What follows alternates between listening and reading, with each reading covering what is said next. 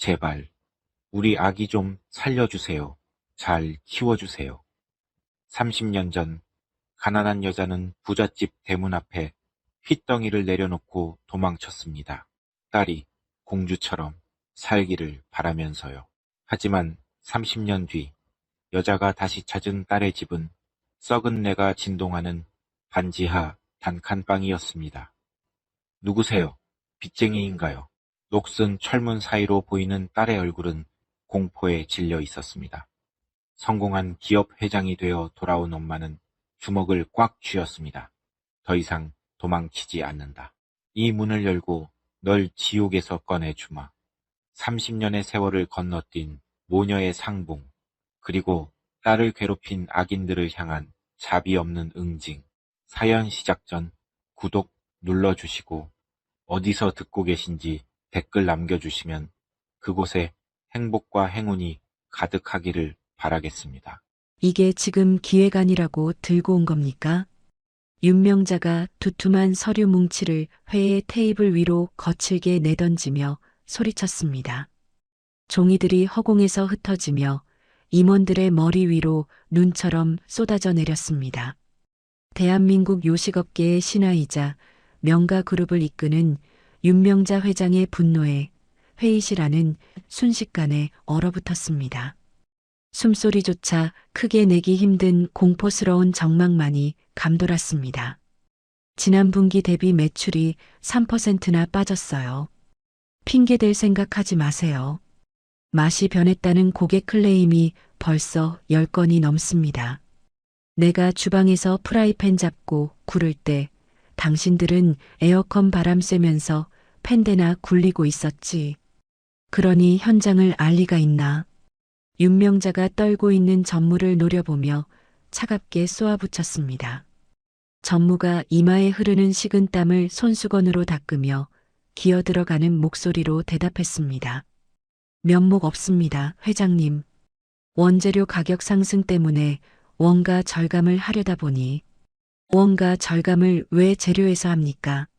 내 입에 들어가는 거랑 손님 입에 들어가는 게 다르면 그건 사기야. 당장 레시피 원상 복구시키고 이번 달 안에 매출 회복 못 시키면 전부 사표 쓸 각오하세요. 나가. 윤명자가 손가락으로 문을 가리키며 호통쳤습니다. 임원들이 도망치듯 회의실을 빠져나가자 윤명자는 그제야 참았던 숨을 길게 내쉬며 의자 깊숙이 몸을 기댔습니다. 화려한 성공, 넘볼 수 없는 권위, 500개가 넘는 매장. 남들이 부러워하는 모든 것을 가졌지만 윤명자의 가슴 한구석은 늘 시베리아 벌판처럼 황량했습니다. 윤명자가 집무실로 돌아와 육중한 마호간이 책상 뒤에 앉았습니다. 화려한 서울 도심이 한눈에 내려다 보이는 통유리창 앞이었지만 윤명자의 시선은 풍경이 아닌 책상 아래 숨겨진 개인 금고로 향했습니다. 윤명자가 떨리는 손으로 비밀번호를 누르고 금고 문을 열었습니다. 현금 다발도 골드바도 기밀 서류도 아닌 낡고 색이 바랜 베넷 저고리 하나가 그 안에 놓여 있었습니다. 윤명자가 조심스럽게 베넷 저고리를 꺼내 뺨에 비비며 눈을 감았습니다. 거칠어진 손끝에 닿는 낡은 천의 감촉이 30년 전 그날의 기억을 불러왔습니다. 전 냄새가 채 가시지 않았던 갓난아이. 가난이 죄라며 더 좋은 부모 밑에서 크라며 남의 집 대문 앞에 두고 돌아설 때 들리던 아이의 울음소리가 귓가에 쟁쟁했습니다. 미안하다. 내 새끼. 엄마가 죽일년이야. 이렇게 잘 먹고 잘 살 줄 알았으면 그때 널 보내지 않았을 텐데. 윤명자가 베넷 저고리에 얼굴을 묻고 흐느꼈습니다. 철의 여인이라 불리는 명가 그룹 회장에 가면 뒤에 숨겨진 자식 잃은 어미의 처절한 민낯이었습니다. 그때 조심스러운 노크 소리와 함께 수행비서 김 실장이 들어왔습니다. 윤명자는 황급히 눈물을 훔치고 베넷 저고리를 등 뒤로 감췄습니다. 회장님 찾았습니다. 김 실장이 묵직한 목소리로 말하며 서류 봉투 하나를 책상 위에 올려놓았습니다. 윤명자가 감추고 있던 베네 저고리를 떨어뜨릴 뻔하며 자리에서 벌떡 일어났습니다. 찾아, 내 딸을? 확실한 거야? 지난번처럼 동명이인은 아니고 이번엔 확실합니다. 30년 전 입양 기록과 보육원 퇴소 기록을 크로스 체크했습니다. 흥신소 쪽에서도 이번엔 틀림없다고 장담했습니다. 윤명자가 떨리는 손으로 서류 봉투를 집어들었습니다. 봉투를 뜯는 손끝이 사시나무 떨듯 흔들렸습니다. 사진 한 장이 툭 떨어졌습니다. 수수한 옷차림에 다소 지쳐 보이는 인상의 젊은 여자. 하지만 눈매와 인매가 젊은 시절의 윤명자를 꼭 닮아 있었습니다. 살아있었구나. 살아있었어. 윤명자가 사진을 가슴에 품고 주저앉았습니다.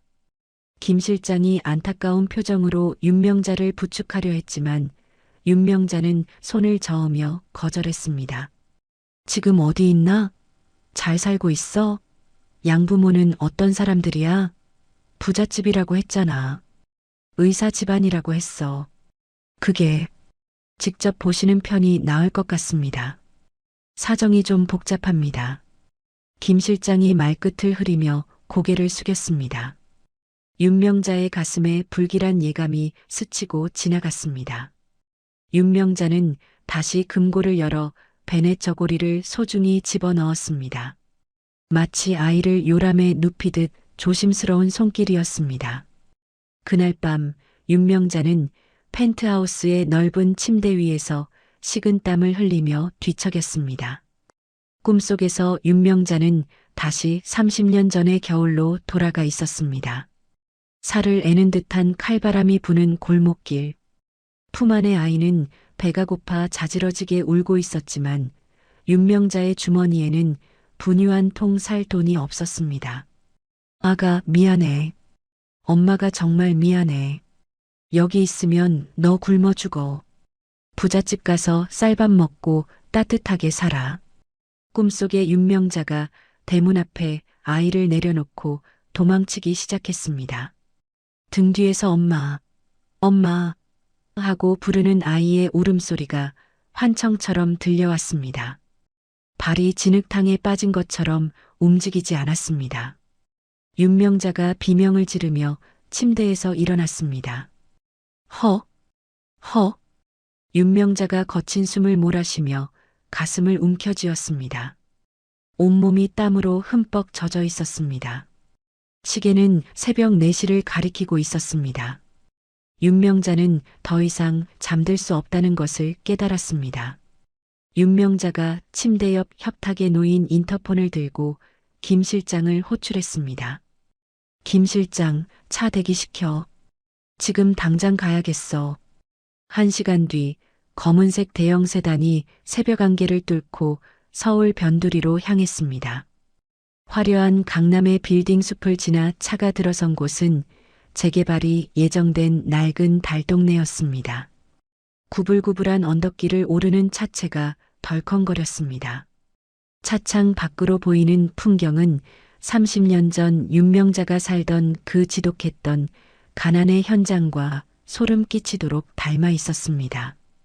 벗겨진 페인트, 깨진 유리창, 악취가 풍기는 쓰레기 더미들. 여기라고? 정말 내 딸이 이런 곳에 산단 말이야? 윤명자가 믿을 수 없다는 듯 창문에 매달려 밖을 내다봤습니다. 김 실장이 백미러로 윤명자의 표정을 살피며 조심스럽게 대답했습니다. 네, 주소지 상으로는 저기 보이는 붉은 벽돌 빌라입니다. 반지하라고 합니다. 차가 멈춘 곳은 다 쓰러져가는 2층짜리 빌라 앞이었습니다. 빌라 입구에는 온갖 잡동사니들이 어지럽게 널려 있었고 반지하 창문에는 쇠창살이 흉물스럽게 박혀 있었습니다. 윤명자는 차 문을 열려다 말고 멈칫했습니다. 자신이 나타나면 딸이 놀랄까봐 혹은 자신의 죄가 너무 커서 차마 다가갈 수 없었기 때문입니다.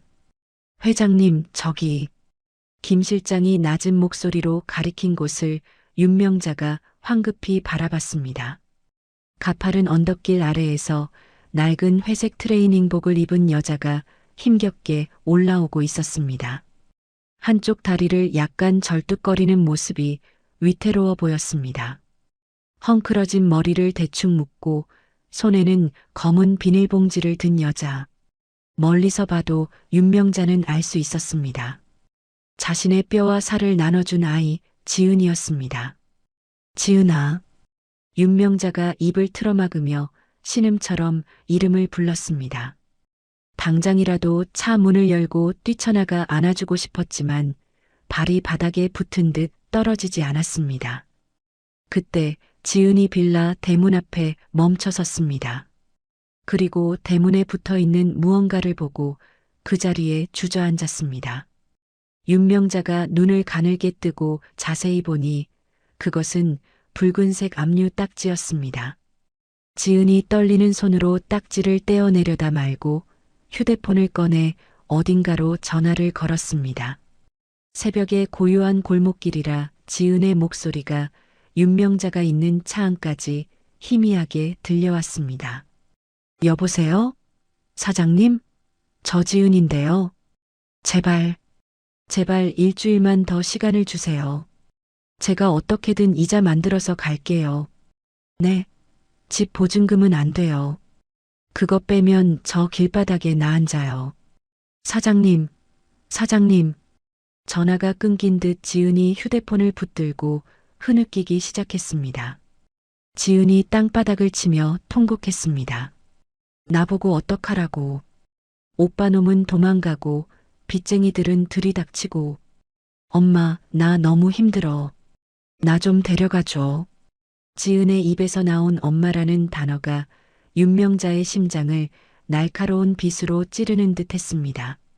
윤명자가 가슴을 쥐어뜯으며 오열했습니다. 부잣집에 가서 잘 살라고 보냈는데 30년이 지난 지금 내 딸은 지옥 불구덩이 속에서 살고 있었던 것입니다.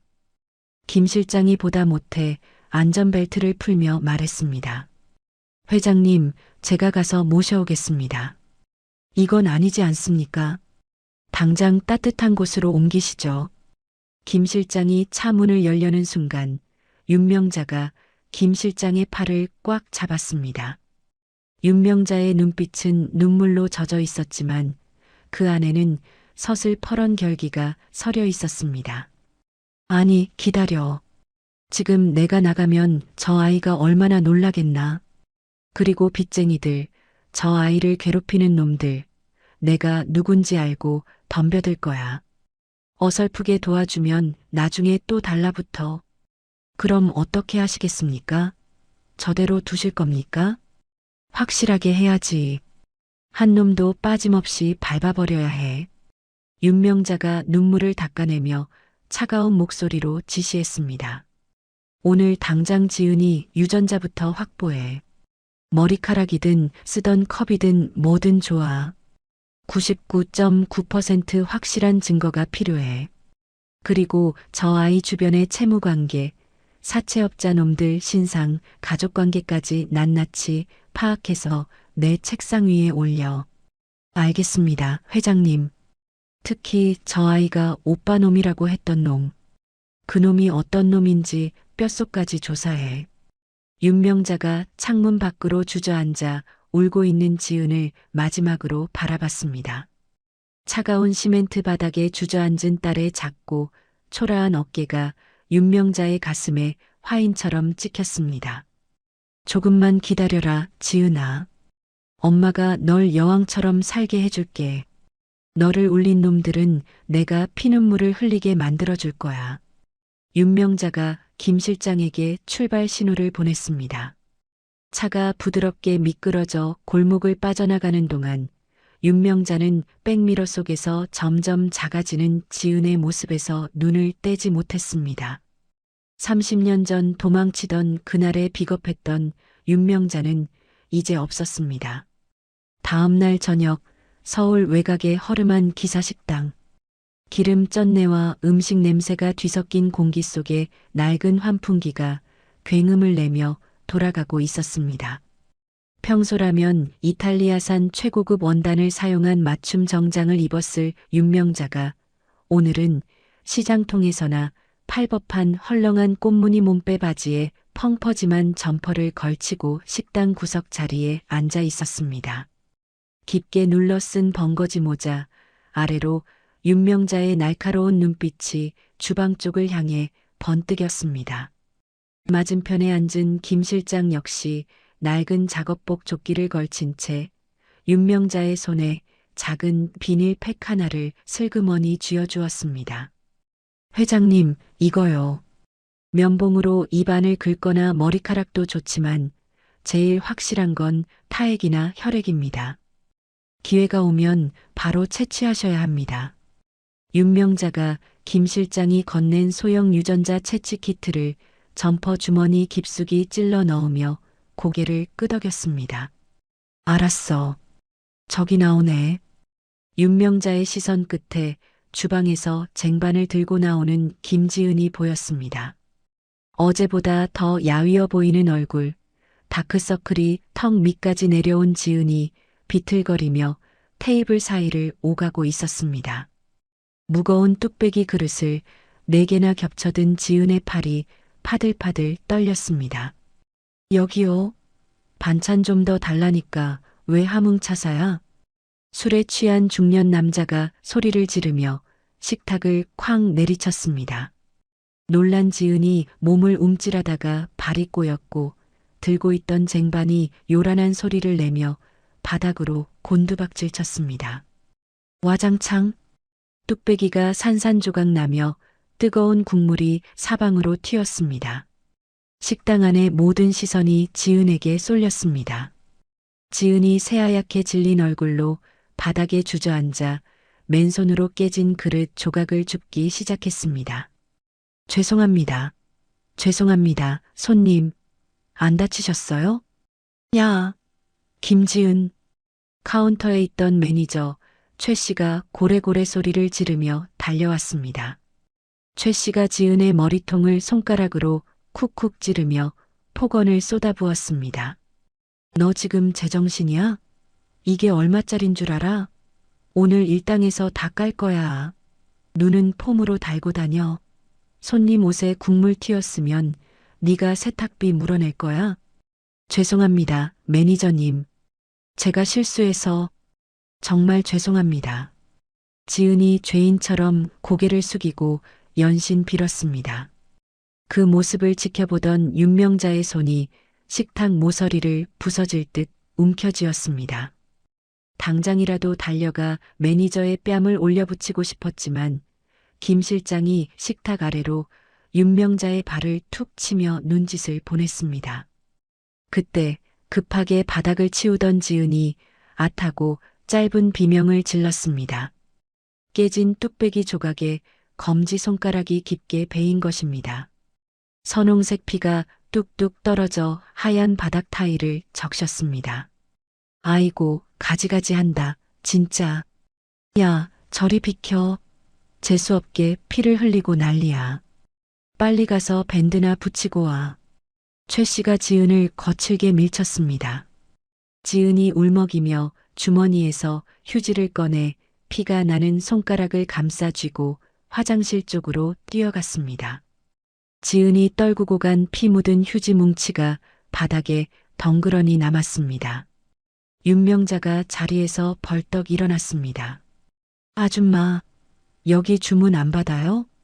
윤명자가 일부러 큰 소리로 최 씨를 불렀습니다. 최 씨가 인상을 찌푸리며 돌아보는 사이 윤명자가 재빠르게 바닥에 떨어진 피 묻은 휴지를 낚아채 주머니 속 비닐팩에 담았습니다. 순식간에 벌어진 일이었습니다. 심장이 터질 듯 뛰었지만 윤명자는 태연하게 자리에 다시 앉았습니다. 주머니 속에서 따뜻한 피의 온기가 느껴졌습니다. 그것은 30년 만에 다시 만난 딸의 생명, 그 자체였습니다. 잠시 후 손가락에 대충 반창고를 감은 지은이 절뚝거리며 윤명자의 테이블로 다가왔습니다. 주문하시겠어요? 지은의 목소리는 갈라져 있었고 눈가는 붉게 부어 있었습니다. 가까이서 본 딸의 얼굴은 윤명자의 젊은 시절과 너무나 닮아 있어 윤명자는 숨이 턱 막히는 것 같았습니다. 여기 백반 2개 줘요. 반찬은 많이. 윤명자가 애써 목소리를 변조하며 말했습니다. 지은이 힘없이 주방으로 들어갔다가 쟁반에 반찬을 담아내왔습니다. 콩나물 무침, 시금치나물, 그리고 겉절이 김치. 윤명자가 떨리는 젓가락으로 콩나물 무침을 집어 입에 넣었습니다. 짭조름하면서도 고소한 맛, 그리고 미묘하게 느껴지는 생강향. 그것은 윤명자가 명가 그룹을 창업하기 전 작은 식당을 할 때 쓰던 비법 레시피와 똑같은 맛이었습니다. 이 맛이야. 내가 가르쳐 주지도 않았는데 어떻게 이 맛을 낼 수가 있지? 윤명자가 입을 틀어막았습니다. 피는 물보다 진하다는 옛말이 가슴을 후벼 팠습니다. 지은은 윤명자의 절대 미각과 손맛을 고스란히 물려받은 것이 분명했습니다. 윤명자는 밥이 눈물에 젖는지도 모른 채 꾸역꾸역 목구멍으로 넘겼습니다. 밤 10시 식당 간판의 불이 꺼졌습니다.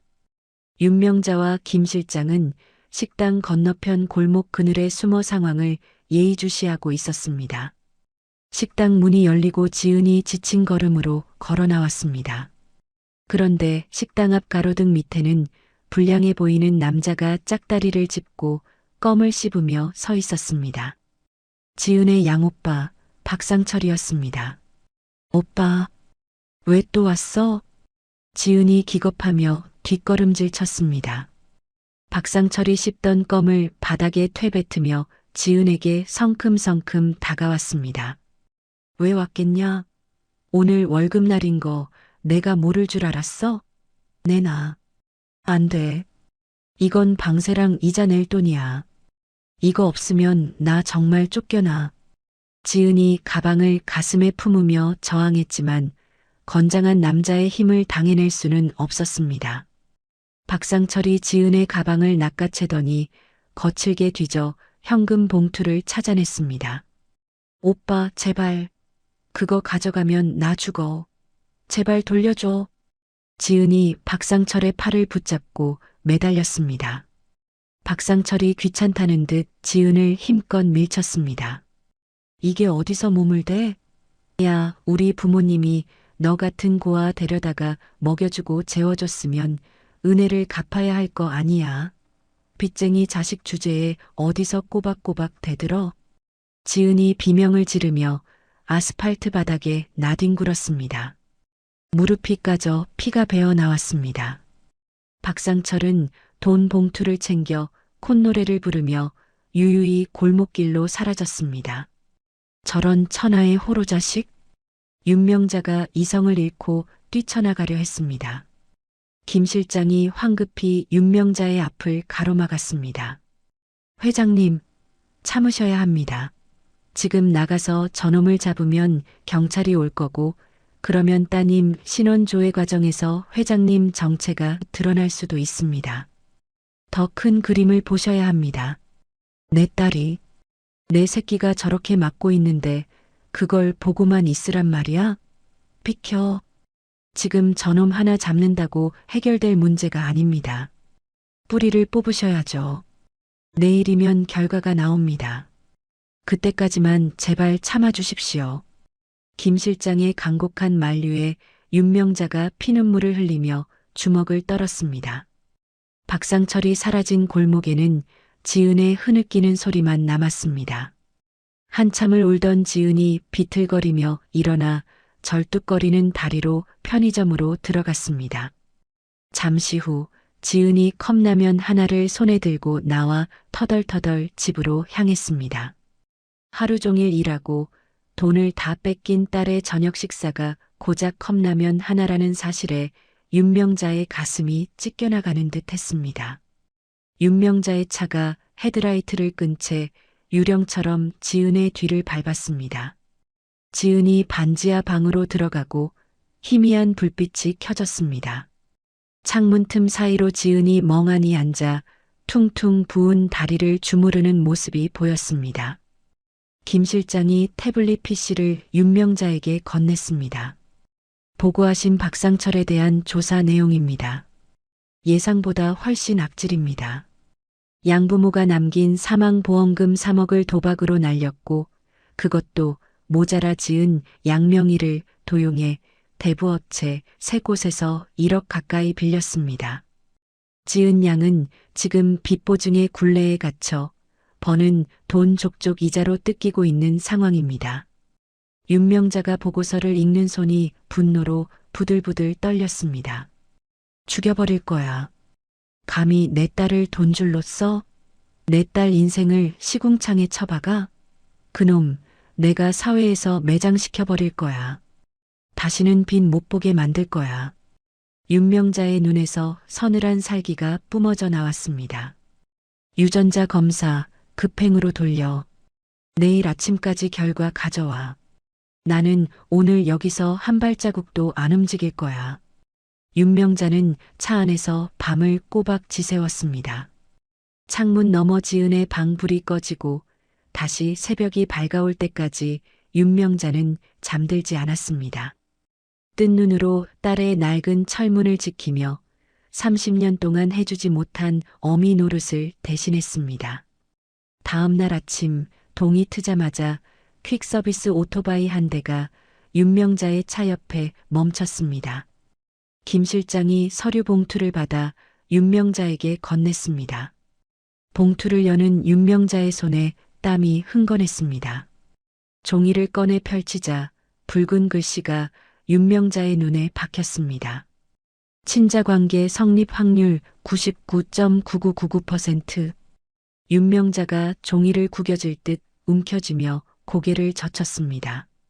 하늘을 향해 긴 한숨을 토해내자 눈꼬리를 타고 뜨거운 눈물이 흘러내렸습니다.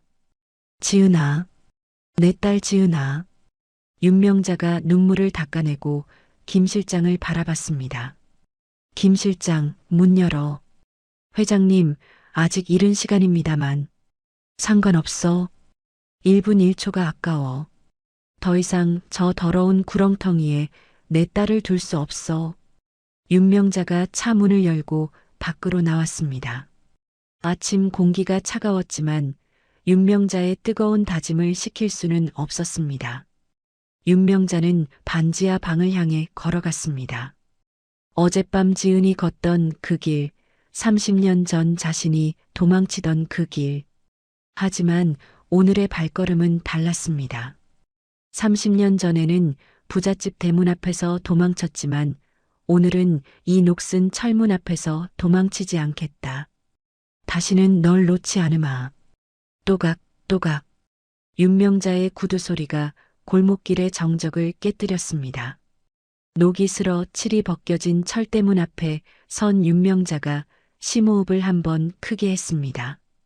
그리고 떨리는 손을 들어 굳게 닫힌 철문을 두드렸습니다. 똑, 똑, 똑. 치익, 치익. 낡은 가스레인지 버너에서 맥 빠진 소리만 날 뿐 파란 불꽃은 끝내 피어오르지 않았습니다. 지은이 몇 번이고 점화 손잡이를 돌려보았지만 매캐한 가스 냄새조차 나지 않았습니다.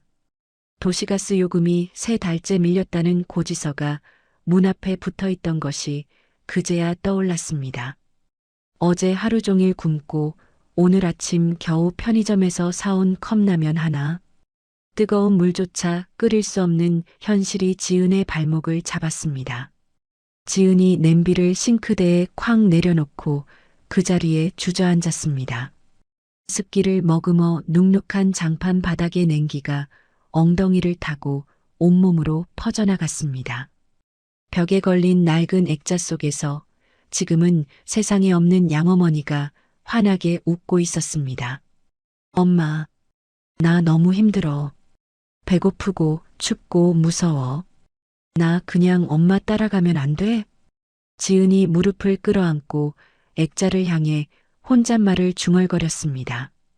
대답 없는 사진을 보며 지은의 눈에서 굵은 눈물방울이 툭툭 떨어져 무릎을 적셨습니다.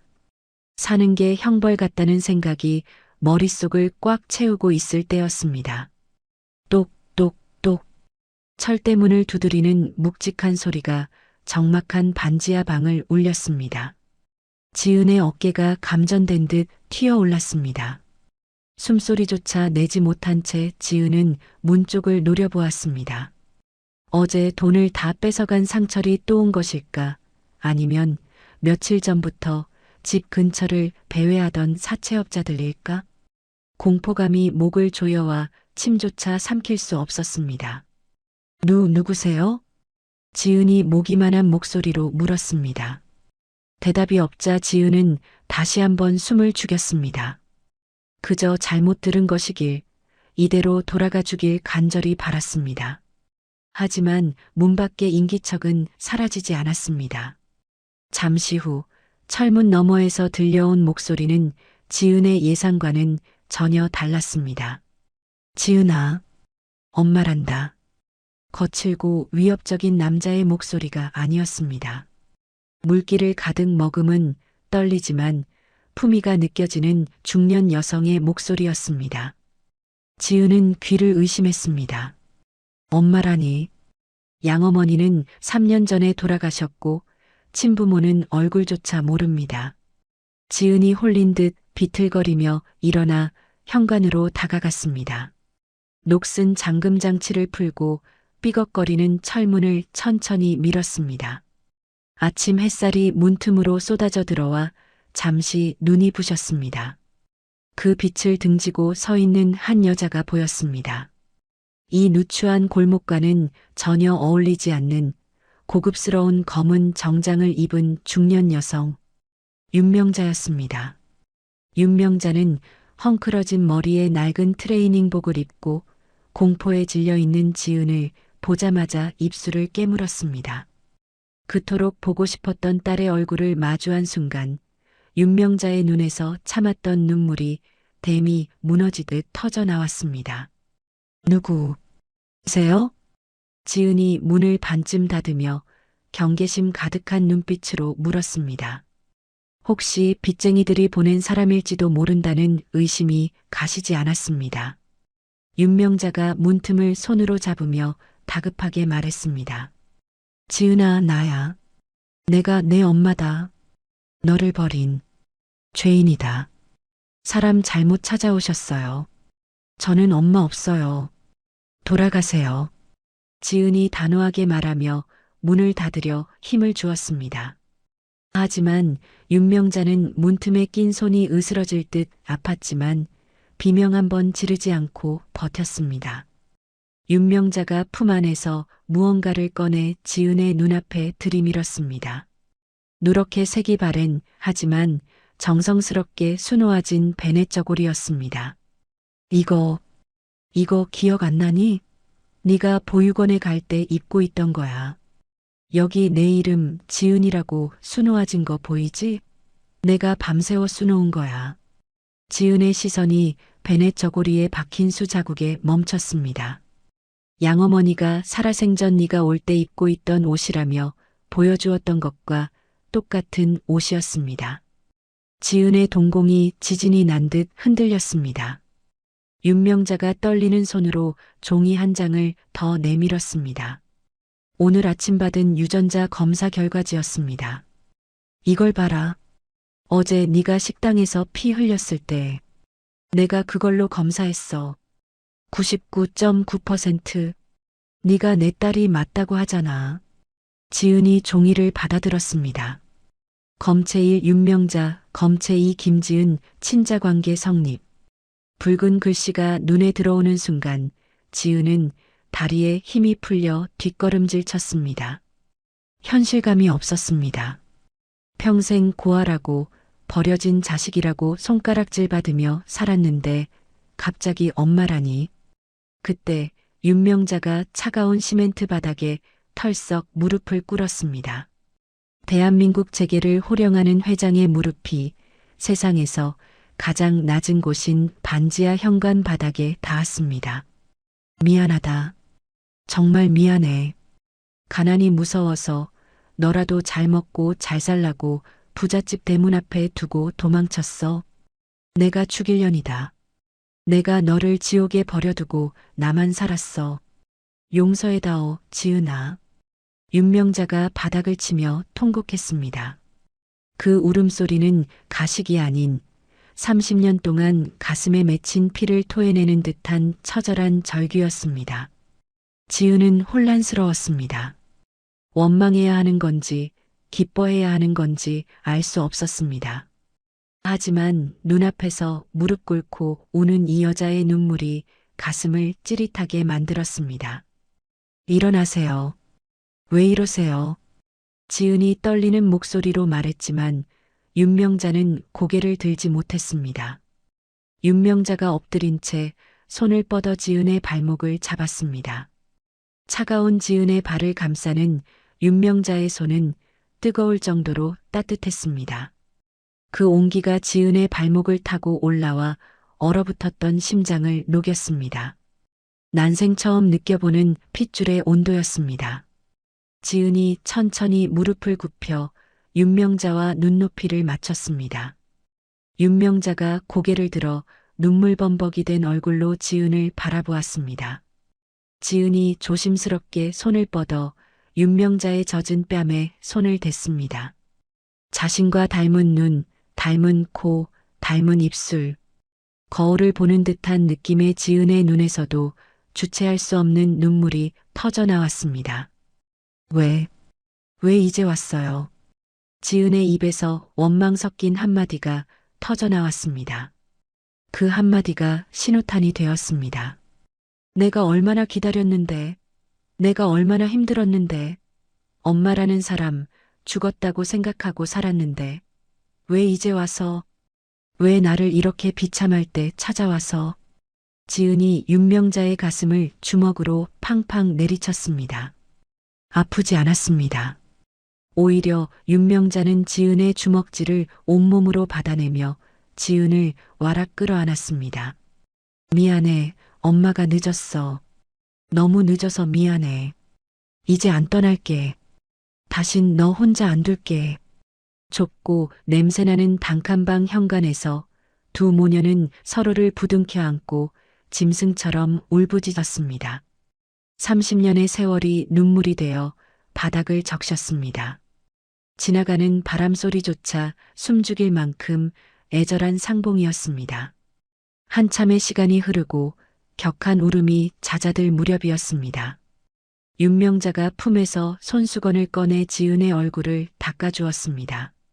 그리고 지은의 손을 잡았습니다. 어제 깨진 그릇에 베어 대충 밴드를 붙여놓은 손가락, 그리고 설거지와 허드레질로 거칠어진 손바닥.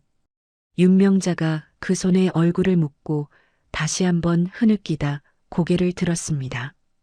윤명자의 눈빛이 조금 전과는 달리 단단하게 변해 있었습니다. 가자. 윤명자가 짧고 단호하게 말했습니다. 네, 어디를요? 지은이 코를 훌쩍이며 물었습니다. 어디든 여기보단 나아. 더 이상 이런 곳에서 너 못 재워. 엄마 집으로 가자. 가서 따뜻한 밥 먹고 푹 자자. 윤명자가 자리에서 일어나며 지은의 팔을 잡아 끌었습니다. 하지만 지은은 쉽게 일어나지 못하고 엉덩이를 뒤로 뺐습니다. 현실의 무게가 다시 지은을 짓눌렀기 때문입니다. 안 돼요. 저 못 가요. 왜? 아직 엄마가 미워서 그러니? 아니요. 그게 아니라 저한테는 빚이 있어요.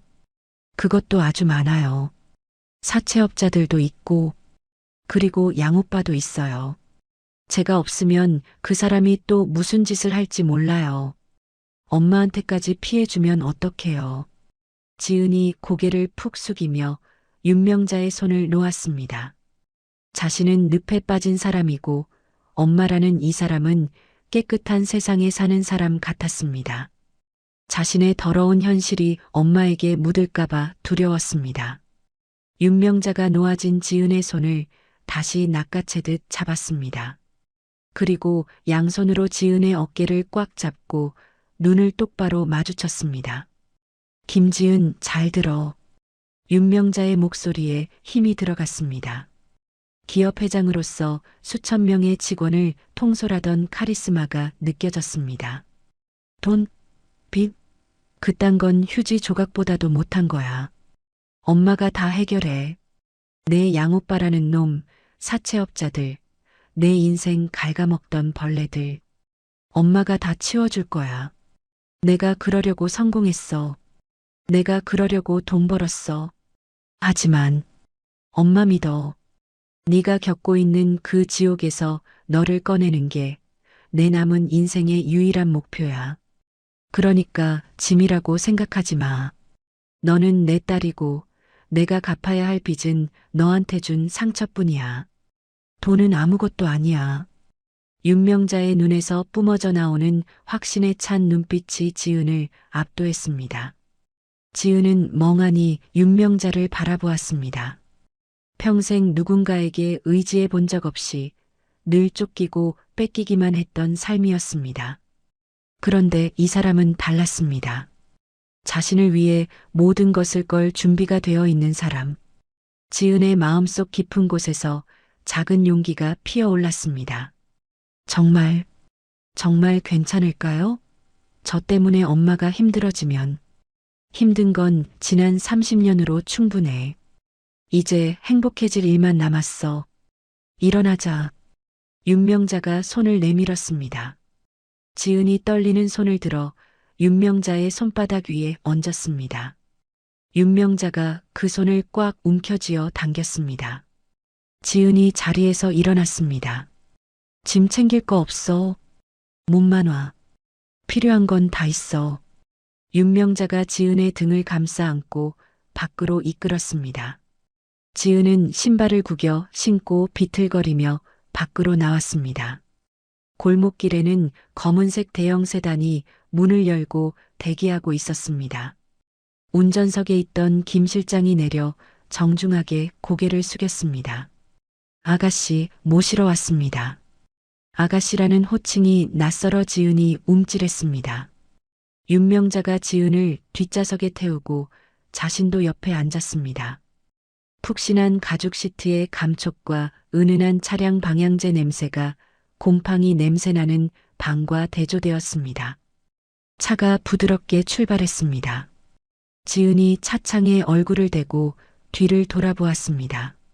점점 멀어지는 붉은 벽돌 빌라. 반지하의 쇠창살, 뜯겨나간 압류 딱지, 가스가 끊겨 찬물만 나오던 부엌. 지긋지긋하고 끔찍했던 자신의 30년이 저 뒤로 멀어지고 있었습니다. 부드러운 진동과 함께 육중한 검은색 세단이 멈춰선 곳은 서울 시내 한복판에 우뚝 솟은 최고급 호텔의 로비 앞이었습니다. 제복을 입은 도어맨이 깍듯하게 허리를 숙이며 뒷문을 열었습니다. 화려한 샹들리에가 쏟아내는 황금빛 조명과 대리석 바닥이 번쩍이는 로비 풍경에 김지은은 차마 발을 내딛지 못하고 쭈뼛거렸습니다. 자신의 낡은 운동화와 보풀이 인 트레이닝복이 이곳과는 너무나 이질적으로 느껴졌기 때문입니다. 내리거라, 지은아. 먼저 내린 윤명자가 손을 내밀었습니다. 김지은은 주눅든 표정으로 윤명자의 옷자락 끝을 생명줄처럼 꽉 움켜쥐고 차에서 내렸습니다. 로비를 지나 VIP 전용 엘리베이터로 향하는 동안 김지은은 사람들의 시선이 자신에게 꽂히는 것 같아 고개를 들 수 없었습니다. 마치 화려한 백조들 사이에 낀 미운 오리 새끼가 된 기분이었습니다. 최상층 스위트룸에 도착하자 이미 윤명자의 지시를 받은 호텔 VIP 전담팀과 스타일리스트들이 행거 가득 옷을 걸어두고 대기하고 있었습니다. 윤명자가 눈짓을 보내자 직원들이 김지은을 둘러싸고 옷을 권하기 시작했습니다. 고급스러운 실크 블라우스, 캐시미어 코트, 부드러운 가죽 구두들이 김지은의 눈앞에 펼쳐졌습니다. 이걸 제가 입으라고요? 김지은이 떨리는 손으로 블라우스의 가격표를 확인했습니다. 숫자 뒤에 붙은 0의 개수를 세어보던 김지은의 눈이 휘둥그레졌습니다. 200만 원. 식당에서 한 달 꼬박 일해야 겨우 만져볼 수 있는 돈이 고작 옷 한 벌 가격이라는 사실에 김지은은 기겁하며 뒷걸음질 쳤습니다. 안 돼요. 저 이런 거 못 입어요. 이게 얼마짜린데. 제 주제에 무슨 이런 비싼 옷을 입어요. 김지은이 옷을 밀어내며 윤명자를 바라보았습니다. 평생 10,000원짜리 티셔츠 한 장도 벌벌 떨며 사입던 김지은에게 이 상황은 호사가 아니라 고문에 가까웠습니다. 엄마, 저 그냥 집에 갈래요. 이건 아니에요. 너무 무서워요. 김지은이 울먹이며 나가려 하자 윤명자가 다가와 김지은의 거친 양손을 자신의 두 손으로 감싸쥐었습니다. 윤명자의 눈시울이 붉게 물들었습니다. 지은아, 내 눈을 봐라. 윤명자의 단호하면서도 애절한 목소리에 김지은이 고개를 들었습니다. 이게 사치라고 생각하니? 이건 사치가 아니야. 엄마가 지난 30년 동안 너한테 해주지 못한 밥값, 옷값, 학비. 그 빚에 대한 이자의 아주 작은 일부일 뿐이야. 내가 너를 굶기고 헐벗게 만든 죄를 이걸로라도 조금 씻게 해다오. 응? 엄마, 네가 주제라는 말을 입에 올릴 때마다 내 가슴이 찢어지는 것 같다. 너는 내 딸이야. 명가 그룹 윤명자의 딸이라고. 이 세상 그 무엇도 너한테 과하지 않아. 제발 엄마 마음 편하게 해주라. 윤명자의 간곡한 설득에 김지은은 더 이상 거절할 수 없었습니다. 김지은은 눈물을 훔치며 고개를 끄덕였고 직원들의 손에 이끌려 파우더룸으로 들어갔습니다. 1시간 뒤 파우더룸의 문이 열렸습니다. 윤명자는 자리에서 일어나 입을 다물지 못했습니다. 세련된 아이보리색 원피스와 단정한 재킷을 입고 헝클어졌던 머리를 말끔하게 정리한 김지은이 서 있었습니다. 거울 속에 비친 여자는 반지하 방의 그 초라한 청년이 아니었습니다. 젊은 시절 요리에 대한 열정으로 반짝이던 윤명자의 모습 그 자체였습니다. 세상에, 정말 내 딸 맞구나. 이렇게 예쁜 아이를. 윤명자가 다가가 김지은의 어깨를 감싸 안았습니다. 김지은은 낯선 자신의 모습이 어색한 듯 얼굴을 붉혔지만 거울 속 자신을 바라보는 눈빛에는 미약 하나마 생기가 돌기 시작했습니다. 윤명자는 그 눈빛을 놓치지 않고 흐뭇한 미소를 지었습니다. 점심 식사를 위해 두 사람은 호텔 내 프렌치 레스토랑으로 자리를 옮겼습니다. 은은한 클래식 음악이 흐르는 가운데 에피타이저로 따뜻한 호박 수프가 서빙되었습니다. 김지은은 금태가 둘러진 접시와 반짝이는 은수저를 보며 긴장한 기색이 역력했습니다. 하지만 숟가락을 들어 수프를 한 입 떠넣는 순간 김지은의 표정이 미묘하게 변했습니다. 김지은이 혀끝으로 맛을 음미하듯 입을 오물거렸습니다. 입에 맞니? 윤명자가 물었습니다. 김지은이 고개를 갸웃거리며 조심스럽게 대답했습니다. 맛있어요. 그런데 이 수프에 꿀이 들어간 것 같아요. 그것도 일반 아카시아 꿀이 아니라 밤꿀이요. 끝맛이 쌉싸름한 게 밤꿀 특유의 향이 나요. 그리고 볶은잣을 갈아서 넣었나 봐요. 고소한 맛이 우유 맛이랑 좀 달라요. 윤명자가 놀란 눈으로 김지은을 바라보았습니다. 그때 테이블 옆을 지나던 셰프 복장의 남자가 걸음을 멈추고 김지은 쪽으로 다가왔습니다. 이 호텔의 총괄 수석 셰프였습니다. 실례합니다, 손님. 방금 말씀하신 내용을 우연히 들었습니다만 정말 놀랍군요. 셰프가 정중하게 허리를 숙였습니다. 오늘 특별히 강원도산 토종 밤꿀과 가평잣을 오븐에 구워 갈아 넣었습니다. 메뉴판에도 적지 않은 히든 레시피인데 그걸 한 입에 알아맞히시다니. 미각이 정말 대단하십니다. 셰프의 극찬에 김지은은 얼굴이 홍당무처럼 빨개지며 손사래를 쳤습니다. 아, 아니에요. 그냥 맛이 나서 그렇게 말한 것뿐인데요. 셰프가 존경의 눈빛을 보내며 물러가자 김지은은 당황스러워 어쩔 줄 몰라 했습니다. 평생 남들이 남긴 음식을 먹거나 쉰내가 나는지 확인하기 위해서만 썼던 자신의 미각이 이런 곳에서 칭찬받을 능력이라는 것을 처음으로 인지한 순간이었습니다. 윤명자는 그런 딸을 보며 확신에 찬 눈빛을 빛냈습니다. 역시 피는 못 속이는구나. 지은아, 다 먹고 갈 곳이 있다. 식사를 마친 윤명자는 김지은을 데리고 다시 차에 올랐습니다. 차가 멈춘 곳은 서울의 랜드마크 중 하나인 명가타워, 명가그룹의 본사였습니다. 으리으리한 빌딩을 올려다보며 김지은은 입을 다물지 못했습니다. 엄마가 단순히 돈 많은 부자가 아니라 대한민국 사람들이 매일 먹는 음식을 만드는 거대 기업의 총수라는 사실이 피부로 와닿았습니다.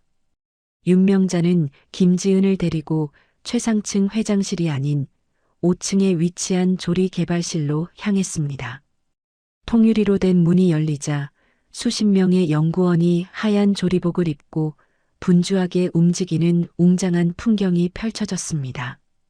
최신식 조리 기구와 산지에서 직송된 신선한 식재료들이 가득한 그곳은 요리사들의 꿈의 공장과도 같았습니다. 회장님 오셨습니까? 연구소장이 달려와 깍듯하게 인사했습니다. 직원들의 시선이 윤명자의 옆에 서 있는 낯선 젊은 여자에게 쏠렸습니다.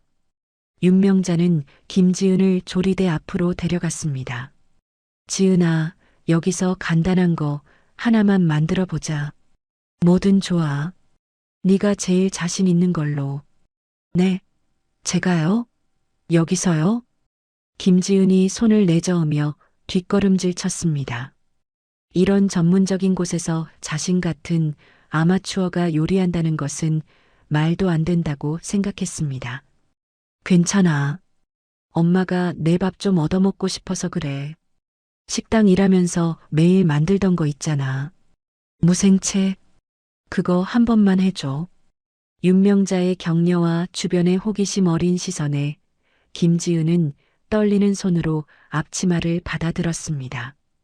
도마 앞에 선 김지은이 심호흡을 한번 크게 내쉬었습니다. 칼을 잡는 순간 김지은의 눈빛이 달라졌습니다. 조금 전까지 주눅 들어 있던 모습은 온데간데없고 식당 주방에서 전쟁처럼 일하며 익힌 감각이 본능적으로 깨어났습니다. 타타타타타탁. 경쾌하고 일정한 칼질 소리가 조리실의 정막을 깼습니다. 물을 채 써는 김지은의 손놀림은 기계처럼 빠르고 정교했습니다. 주변에서 지켜보던 전문 셰프들이 오 하며 탄성을 질렀습니다. 채 썬 무에 고춧가루, 액젓, 마늘, 그리고 약간의 설탕과 식초, 계량 스푼도 없이 손대중으로 양념을 척척 집어넣는 모습은 영락없는 베테랑의 모습이었습니다. 김지은이 버무린 무생채를 작은 접시에 담아 내놓았습니다. 윤명자가 먼저 맛을 보고 빙긋 웃으며 연구소장에게 접시를 건넸습니다. 연구소장이 젓가락으로 무생채를 맛보더니 눈을 크게 떴습니다. 이건 회장님께서 창업 초기에 만드셨던 그 맛이랑 똑같습니다. 아니, 감칠맛은 더 뛰어난데요? 계량도 안 하고 이 밸런스를 맞추다니. 연구소장이 김지은과 윤명자를 번갈아 보며 감탄했습니다. 회장님의 절대 미각과 손맛을 그대로 물려받으셨군요. 정말 놀랍습니다. 주변의 셰프들이 웅성거리기 시작했습니다. 회장님 딸인가 봐. 칼질 봤어? 핏줄이 무섭긴 무섭네. 칭찬과 인정의 말들이 김지은의 귀에 쏟아졌습니다. 식당 주방 구석에서 설거지나 하고 야단만 맞던 김지은에게는 생전 처음 겪는 벅찬 순간이었습니다. 윤명자가 김지은의 어깨를 잡고 조리실이 떠나가라 큰 목소리로 말했습니다. 들었지? 이게 내 실력이야. 너는 설거지나 할 사람이 아니야. 윤명자가 김 실장에게 눈짓하자 김 실장이 미리 준비해둔 사원증 목걸이를 가져왔습니다. 윤명자가 직접 김지은의 목에 사원증을 걸어주었습니다. 명가 그룹 조리개발팀 김지은. 지은의 사진이 박힌 사원증이 가슴 위에서 반짝였습니다. 내 재능을 썩히지 마라. 이곳이 네가 있어야 할 진짜 주방이다. 여기서 마음껏 요리해. 엄마가 내 뒤에서 든든하게 받쳐줄 테니까. 김지은은 자신의 목에 걸린 사원증과 물에 불어트고 상처 입은 자신의 손을 번갈아 내려다보았습니다. 부끄럽게만 여겼던 이 거친 손이 사실은 요리를 위해 준비된 손이었음을 깨달았습니다. 김지은의 가슴 속에서 뜨거운 무언가가 울컥 치솟았습니다. 그것은 엄마에 대한 고마움이자 새로운 인생에 대한 강렬한 열망이었습니다. 네, 엄마, 열심히 할게요. 정말 잘해볼게요. 김지은이 사원증을 꽉 쥐며 대답했습니다. 윤명자가 환하게 웃으며 김지은의 등을 토닥였습니다. 두 모녀가 조리실을 나와 본사 1층 로비를 가로질러 걸어갔습니다. 퇴근 시간이 다가온 직원들이 로비를 지나가다 윤명자를 보고 멈춰 섰습니다. 그리고 윤명자의 옆에서 당당하게 걷고 있는 김지은을 향해 일제히 허리를 90도로 숙여 인사했습니다. 안녕하십니까, 회장님. 우렁찬 인사소리가 로비에 울려 퍼졌습니다. 김지은은 더 이상 윤명자의 옷자락을 잡고 숨지 않았습니다. 허리를 곧게 펴고 정면을 응시하며 또각또각 구두 소리를 내며 걸어 나갔습니다. 회전문을 통과해 쏟아지는 저녁 노을 속으로 걸어 들어가는 김지은의 뒷모습은 이제 막 비상을 시작한 화려한 나비처럼 눈부시게 빛나고 있었습니다. 인생 제2막이 화려하게 막을 올리는 순간이었습니다. 양평의 고급 별장 주방에서 구수한 된장찌개 냄새가 피어올랐습니다. 윤명자가 면 티셔츠에 앞치마를 두른 편안한 차림으로 가스레인지 앞에 서서 국자를 저었습니다. 보글보글 끓는 뚝배기 소리가 넓은 집안을 따뜻하게 채웠습니다. 지난 일주일 김지은에게는 평생 겪어보지 못한 기적 같은 시간이었습니다. 눈을 뜨면 곰팡이 핀 천장 대신 햇살이 쏟아지는 창문이 있었고 빚쟁이들의 고함 대신 새소리가 들렸습니다. 지은아, 다 됐다. 와서 앉아라. 윤명자가 식탁에 찌개를 내려놓으며 환하게 웃었습니다. 김지은이 쭈뼛거리며 식탁 의자에 앉았습니다. 갓 지은 윤기 흐르는 쌀밥 위에 윤명자가 두툼한 두부를 올려주었습니다. 많이 먹어. 볼이 홀쭉해서 쓰겠니? 내 딸 살 좀 찌우는 게 내 목표다. 엄마, 저 진짜 괜찮은데. 회장님이 직접 밥까지 해주시고. 김지은이 미안함에 수저를 들지 못하자 윤명자가 일부러 눈을 흘겼습니다. 회장은 회사에서나 하는 거고 여기선 그냥 밥 해주는 엄마야. 얼른 먹어. 식으면 맛없다. 윤명자의 재촉에 김지은이 밥을 한 숟가락 입에 넣었습니다. 따뜻한 밥알이 혀끝에 닿자마자 목구멍이 뜨거워졌습니다. 찬물에 밥을 말아 김치 조각으로 때우던 지난 날들이 떠올라 김지은은 밥을 씹으며 눈물을 뚝뚝 흘렸습니다. 윤명자는 아무 말 없이 김지은의 손등을 쓰다듬어 주었습니다. 식사 후 두 사람은 인근 5일장으로 나들이를 나갔습니다. 윤명자는 선글라스도 쓰지 않고 김지은의 팔짱을 꼭 꼈습니다. 좌판에 깔린 나물들을 구경하며 윤명자가 상인에게 말을 걸었습니다. 아주머니, 이 취나물 싱싱해요? 우리 딸 묻혀주려고 하는데. 아이고, 따님이 엄마 닮아서 아주 인물이 훤하네. 자매라고 해도 믿겠어. 상인의 너스레에 윤명자가 세상을 다 가진 듯 크게 웃었습니다. 김지은은 쑥스러운 듯 윤명자의 어깨 뒤로 숨었지만 맞잡은 손에는 힘을 주었습니다. 세상 사람들에게 내 딸이다라고 자랑스러워하는 엄마의 모습에 김지은의 얼어붙었던 마음이 녹아내렸습니다. 하지만 평화로운 낮과 달리 밤은 윤명자에게 또 다른 전쟁터였습니다. 김지은이 잠든 깊은 밤 윤명자는 서재에서 김 실장과 마주 앉았습니다. 낮에 보여주었던 자상한 엄마의 얼굴은 온데간데없고 명가 그룹 회장의 서늘한 눈빛만이 번뜩였습니다. 진행 상황은 박상철이 지은 양명의로 빌린 사채, 대부업체 3곳에서 채권 양도 계약을 모두 마쳤습니다. 이제 지은 양의 유일한 채권자는 회장님이십니다. 김 실장이 두툼한 서류 뭉치를 내밀었습니다. 윤명자가 서류를 넘기며 차갑게 물었습니다. 그놈 지금 뭐하고 있나? 도박 자금이 말라서 눈이 뒤집혔습니다. 동네 불량배들을 풀어서 지은 양을 찾고 있다고 합니다. 낌새가 좋지 않습니다. 쥐새끼가 도간에 든 줄도 모르고 날뛰는구나. 그놈이 지은이 눈에서 눈물 뺀 만큼 피눈물 흘리게 해줄 거야. 조금만 더 기다려. 윤명자가 서류를 덮는 손에 힘이 들어갔습니다. 그때 2층 침실에서 비명소리가 들려왔습니다. 윤명자가 황급히 뛰어 올라갔습니다. 방문을 열자 김지은이 식은땀을 흘리며 허공에 손을 휘젓고 있었습니다. 하지마. 오빠 잘못했어. 돈 줄게. 때리지 마. 윤명자가 김지은을 와락 끌어안았습니다. 악몽에서 깬 김지은이 윤명자의 품에 파고들며 덜덜 떨었습니다.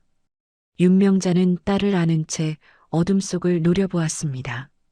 내 딸을 이렇게 망가뜨린 놈들을 절대 용서하지 않겠다는 다짐이 뼈에 사무쳤습니다. 한편 그 시각 서울의 한 당구장. 자욱한 담배 연기 속에서 박상철이 휴대를 집어 던지며 욕설을 내뱉었습니다. 아, 시발. 이 기집애가 땅으로 꺼졌나? 도대체 어디로 튄 거야? 그때 밖에서 헐레벌떡 뛰어들어온 불량배 하나가 박상철에게 다가왔습니다. 형님, 찾았습니다. 며칠 전에 지은 누나가 검은색 세단을 타고 갔답니다. 차 번호를 조회해 봤는데 대박입니다. 뭔데? 뜸 들이지 말고 말해. 명가 그룹법인 차량이랍니다. 그 큰 외식 기업 있잖아요. 뭐? 명가 그룹? 박상철의 눈이 탐욕스럽게 번들거렸습니다. 박상철이 턱을 문지르며 비열하게 웃었습니다. 흐흐. 고한연이 제법이네. 어디서 돈 많은 스폰서를 물었나 보지? 아니면 재벌집 가정부로 들어갔나? 뭐가 됐든 잭팟이다. 명가그룹이면 돈이 썩어날 거 아니야. 박상철이 휴대폰을 꺼내 들었습니다. 감히 오빠를 버리고 혼자 잘 먹고 잘 살겠다 이거지? 스폰서한테 꼬리 치느라 바쁘신가 본데 내가 찬물 좀 끼얹어 줘야지. 다음 날 오후 별장의 정원. 김지은은 홀로 벤치에 앉아 햇볕을 쬐고 있었습니다. 그때 휴대폰이 짧은 진동과 함께 울렸습니다. 상철 오빠라는 발신자 이름을 본 김지은의 얼굴에서 핏기가 싹 가셨습니다. 야, 김지은. 너 명가 그룹 차 타고 갔다며? 출세했네. 돈 많은 물주 잡아서 호강하니까 좋냐? 김지은의 손이 부들부들 떨리기 시작했습니다. 이어서 사진 한 장과 또 다른 문자가 도착했습니다. 사진은 명가 그룹 본사 앞에서 찍은 박상철의 셀카였습니다. 나 지금 명가 그룹 본사 앞이다. 네가 모시는 그 사모님 윤명자 회장이라며? 내가 여기 들어가서 다 까발려줄까? 네가 빚쟁이에다가 과거가 아주 더럽다고 기자들한테 떠들면 그 회사 꼴 참 좋겠다. 그치? 아, 김지은이 입을 틀어막았습니다. 자신의 과거가 아니 있지도 않은 거짓말들이 엄마의 명예를 더럽힐 수 있다는 공포가 엄습했습니다. 이제 겨우 엄마를 찾았는데 천한 자신의 존재가 알려져 엄마가 쌓아 올린 모든 것이 무너질 수도 있었습니다. 김지은은 윤명자가 있는 2층 테라스 쪽을 바라보았습니다. 엄마는 평온하게 차를 마시고 있었습니다. 저 행복을 내 손으로 깰 수는 없었습니다. 내가 해결해야 해. 엄마한테 짐이 될 수는 없어. 마지막으로 문자가 하나 더 왔습니다. 30분 안에 예전 우리 동네 폐공장으로 와라. 혼자 와. 경찰 부르거나 그 여자 데려오면 내가 무슨 짓 할지 장담 못한다. 김지은이 자리에서 일어났습니다. 정문에는 경호원들이 서 있었습니다. 김지은이 애써 태연한 표정을 지으며 그들에게 다가갔습니다. 저기, 편의점 좀 다녀올게요. 갑자기 생리대가 필요해서요. 차를 준비해 드리겠습니다. 아니에요. 그냥 바로 앞인데요, 뭘. 그리고 남자분들이 따라오시면 좀 민망해서요. 금방 다녀올게요. 엄마한테는 말하지 마세요. 걱정하시니까요. 김지은은 경호원들의 시선을 피해 쪽문으로 빠져나갔습니다. 길가에서 택시를 잡은 김지은은 죄인처럼 고개를 숙이고 손톱을 물어뜯었습니다. 다시 그 지옥으로 돌아가는 것이 죽기보다 싫었지만 엄마를 지키기 위해서는 어쩔 수 없었습니다. 30분 뒤 재개발로 텅 빈 폐공장. 김지은이 택시에서 내려 공장 안으로 걸어 들어갔습니다. 먼지 냄새와 쇠 비린내가 코를 찔렀습니다. 오빠, 상철 오빠 나왔어. 김지은의 목소리가 공허하게 울렸습니다. 그때 드럼통 뒤에서 박상철과 불량배 셋이 킬킬거리며 나타났습니다. 오구오구, 우리 착한 동생 왔네. 역시 돈줄 끊길까봐 무서워서 바로 튀어오네. 박상철이 쇠파이프를 손바닥에 탁탁 치며 다가왔습니다. 돈 줄게. 그러니까 제발 그만해. 엄마 회사에 찾아가지 않겠다고 약속해. 김지은이 애원했습니다. 박상철이 미간을 찌푸리며 비웃었습니다. 엄마, 야, 고아인 네가 엄마가 어디 있어? 아, 그 물주인 윤 회장 말하는 거냐? 요즘은 스폰서를 엄마라고 부르는 게 유행인가 보지? 하여간 여우 같은 년 비위도 좋아. 그런 거 아니야. 함부로 말하지 마. 그분은 시끄러워. 어디서 눈을 똑바로 떠? 박상철이 김지은의 머리채를 휘어잡았습니다. 김지은이 비명을 지르며 바닥에 쓰러졌습니다. 이게 어디서 재벌 딸 흉내를 내? 야, 얘 묶어. 불량배들이 달려들어 김지은을 의자에 앉혀 밧줄로 꽁꽁 묶었습니다. 김지은이 발버둥 쳤지만 역부족이었습니다. 우리 엄마 건드리지 마. 제발 부탁이야. 김지은이 울부짖었습니다. 박상철은 그 모습을 보며 기가 차다는 듯 혀를 찼습니다. 야, 너 연기 좀 한다? 진짜 엄마라도 되는 줄 알겠네. 돈 좀 뜯어내려고 쇼하는 거 누가 모를 줄 아냐? 너 같은 근본 없는 애를 누가 딸로 받아줘? 주제 파악 좀 해라. 박상철이 김지은의 뺨을 툭툭 치며 조롱했습니다. 그리고 김지은의 주머니를 뒤져 휴대폰을 꺼냈습니다. 어디 보자. 그 물주님 번호가 뭐더라? 오, 여기 저장해놨네. 엄마. 박상철이 액정에 뜬 엄마라는 글자를 보고 킬킬대며 휴대폰을 흔들었습니다. 와, 진짜 엄마라고 저장해놨네. 너 진짜 독하다. 남의 집 귀한 족보에 숟가락 얹으려고 작정을 했구나. 내가 이 가짜 모녀놀이 끝내주게. 안 돼. 전화하지 마. 제발. 김지은이 목이 터져라 소리쳤지만 박상철은 보란 듯이 통화 버튼을 눌렀습니다. 그래서 이번 분기 해외 프랜차이즈 확장 계획이 고작 이겁니까? 데이터 분석을 발로 했어요? 명가 그룹 본사 25층 대회의실. 윤명자의 서슬 펄언 호통에 임원 10수명이 고개를 숙인 채 숨을 죽이고 있었습니다. 스크린에 띄워진 그래프를 지시봉으로 가리키던 윤명자의 눈빛은 면도날처럼 날카로웠습니다. 팽팽한 긴장감이 감도는 회의실의 침묵을 깬 것은 테이블 위에 올려둔 윤명자의 휴대폰 진동 소리였습니다. 지잉지잉. 윤명자가 미간을 찌푸리며 휴대폰을 확인했습니다. 액정에 뜬 내 딸 지은이라는 이름을 보자마자 윤명자의 표정이 순식간에 봄눈 녹듯 부드럽게 풀렸습니다. 방금 전까지 호랑이 같던 회장님의 모습은 온데간데였고 손녀 전화를 기다리는 할머니 같은 미소가 번졌습니다. 윤명자가 손을 들어 회의를 중단시켰습니다. 잠깐만요. 우리 딸 전화네. 미안합니다. 임원들이 안도의 한숨을 내쉬는 사이 윤명자가 반가운 목소리로 전화를 받았습니다. 지은아. 편의점 갔다 온다더니 왜 안 오니? 엄마가 걱정돼서. 이거 나.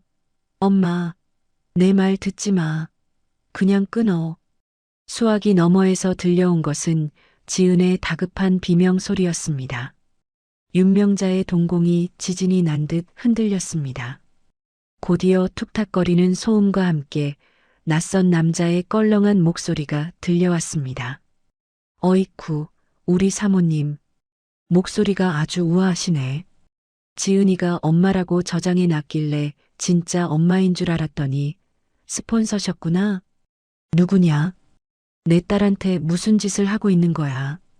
윤명자의 목소리가 지옥의 밑바닥에서 긁어올린 듯 낮게 깔렸습니다. 회의실의 온도가 순식간에 영하로 떨어진 듯 했습니다. 임원들은 본능적으로 심상치 않은 일이 벌어졌음을 감지하고 서로의 눈치를 살폈습니다. 나, 지은이 오빠 되는 사람인데. 이 기집애가 집 나가서 연락이 안 되길래 찾아봤더니 팔자 좋게 명가 그룹 차 타고 다니면서 사모님 비위 맞추고 있더라고. 그래서 내가 교육 좀 시키고 있었지. 원하는 게 뭐야? 돈이냐? 역시 회장님이라 그런지 말이 빠르네. 우리 애 데리고 소꿉놀이 하신 값은 치르셔야지. 현금으로 30억 준비해. 법인 차 타고 다니는 거 다 아니까 돈 없다는 헛소리는 하지 마시고. 경찰 부르면 이 예쁜 얼굴에 칼 자국 나는 거 알지? 윤명자가 휴대폰을 쥔 손에 힘을 주었습니다. 하얗게 질린 손마디가 부들부들 떨렸습니다. 단순한 납치가 아니었습니다. 자신의 딸을 창녀 취급하고 자신을 스폰서로 매도하며 조롱하고 있는 이자를 도저히 살려둘 수 없었습니다. 윤명자가 눈을 감았다 뜨며 차가운 숨을 내뱉었습니다. 30억? 좋아. 그깟 푼 돈 얼마든지 주마. 원하는 곳으로 가져가겠어. 오, 통이 크시네. 역시 있는 집 사모님은 달라. 주소 찍어 보낼 테니까 1시간 내로 튀어와. 혼자 와야 해. 딴 놈들 달고 오면 지은이 손가락 하나씩 자를 거니까. 명심해라.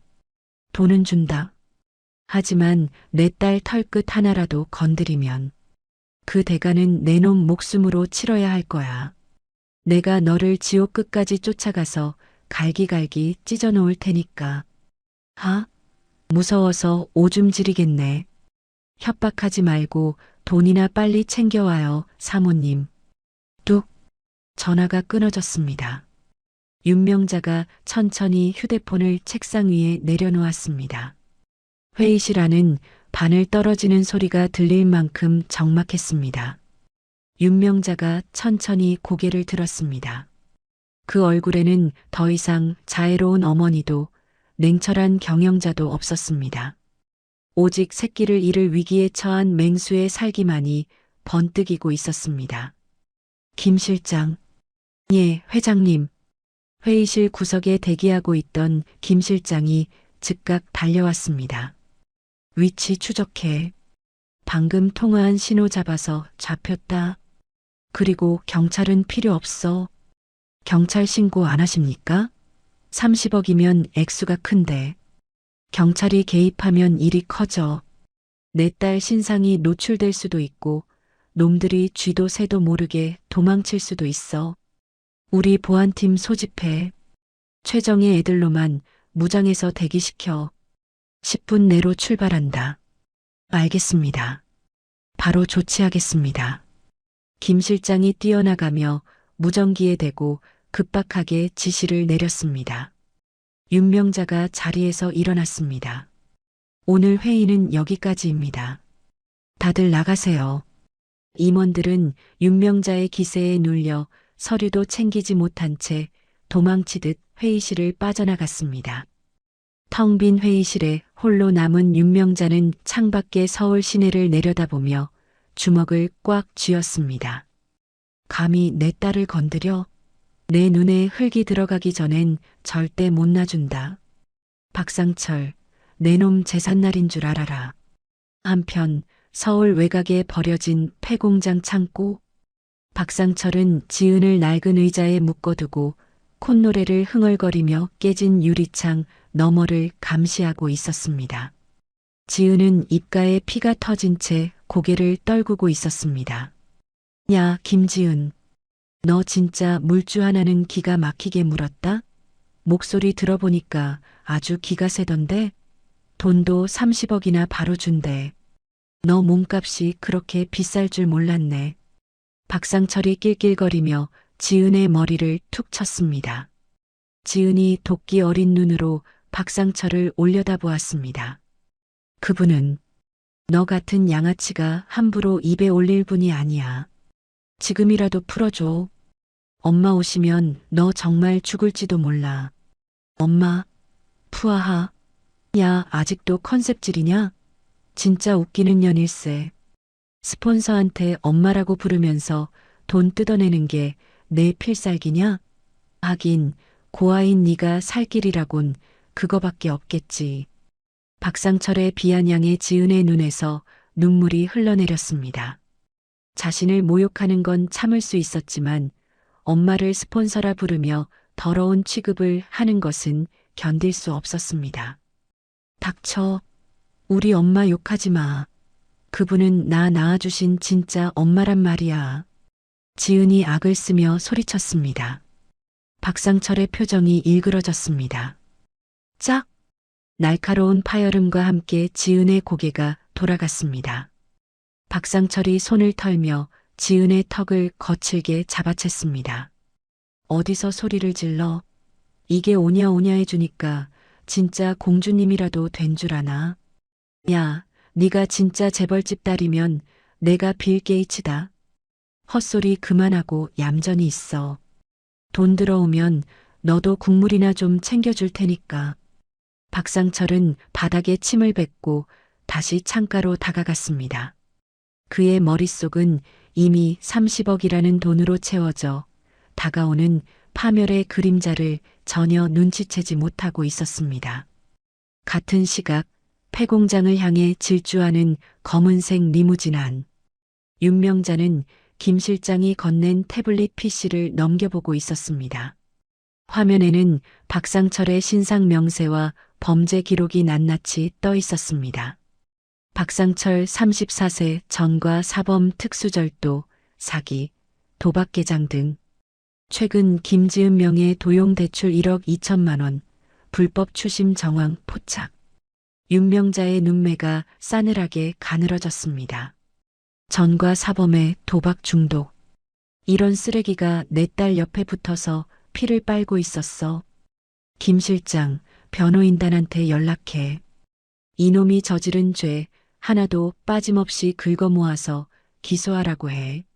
합의는 없다. 무기징역이든 뭐든 사회에서 영원히 격리시켜. 이미 법무팀장에게 지시해뒀습니다. 그리고 놈이 눈치채지 못하게 계좌 추적도 동시에 진행 중입니다. 잘했어. 도착까지 얼마나 남았지? 5분입니다. 보안팀 선발대는 이미 현장에 도착해서 포위망을 구축했습니다. 진입 명령만 기다리고 있습니다. 윤명자가 태블릿 PC를 덮고 차창 밖을 바라보았습니다. 황량한 공장지대가 눈에 들어왔습니다. 저 어딘가에 공포에 떨고 있을 딸을 생각하니 피가 거꾸로 솟는 것 같았습니다. 윤명자는 품 안에서 선글라스를 꺼내 썼습니다. 눈물을 보이지 않기 위해서, 그리고 잔혹한 심판자가 되기 위해서였습니다. 폐공장 주변 칠흑 같은 어둠 속에서 검은색 벤 차량 10여 대가 소리 없이 움직였습니다. 엔진 소리를 죽인 채 공장 입구와 퇴로를 완벽하게 차단했습니다. 방탄복과 헬멧을 착용한 보안 요원 수십 명이 일사불란하게 움직이며 공장 벽에 붙었습니다. 마치 군사작전을 방불케 하는 광경이었습니다. 리무진이 공장 정문 앞에 멈춰섰습니다. 김 실장이 문을 열자 윤명자가 또각거리는 구두 소리를 내며 차에서 내렸습니다. 회장님, 위험합니다. 뒤에 계십시오. 보안팀장이 다가와 만류했지만 윤명자는 손을 들어 제지했습니다. 아니, 내가 직접 들어간다. 내 딸이 거기 있어. 놈이 내 얼굴을 봐야 끝나는 게임이야. 윤명자는 옷매무새를 다듬고 공장 정문을 노려보았습니다. 진입 준비 완료됐나? 네, 저격수 배치 끝났고 도립팀 대기 중입니다. 좋아. 쓰레기 청소하러 가자. 문 부서. 윤명자의 차가운 명령이 떨어졌습니다. 창고 안 박상철은 시계를 보며 초조하게 발을 구르고 있었습니다. 약속한 시간이 거의 다 되었는데도 인기척이 없었기 때문입니다. 이 아줌마가 왜 안 와? 돈 준비하느라 늦나? 박상철이 중얼거리며 지은에게 다가갔습니다. 야, 내 물주 진짜 오는 거 맞지? 허튼 수작 부리면 너부터 죽여버린다. 지은은 대답 대신 눈을 감고 기도를 올렸습니다. 제발 엄마가 무사하기를, 이 악몽이 끝나기를. 그 순간이었습니다. 쾅!